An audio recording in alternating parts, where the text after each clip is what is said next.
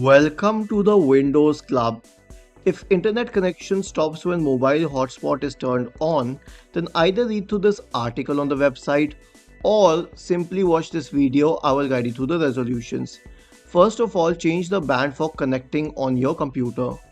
Click on the system tray, click on the Wi-Fi symbol.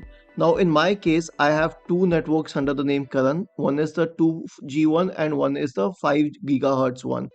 I can interchange them. So interchange the band.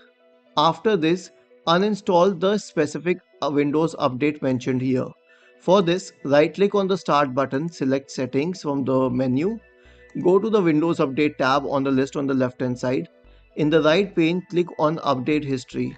Then scroll down and click on Uninstall Updates. All the updates have the update number mentioned here.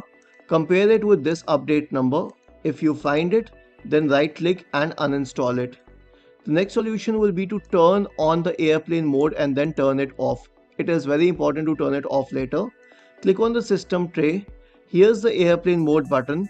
Click on it once to activate it and then turn it off. The next solution will be to reinstall the wireless drivers.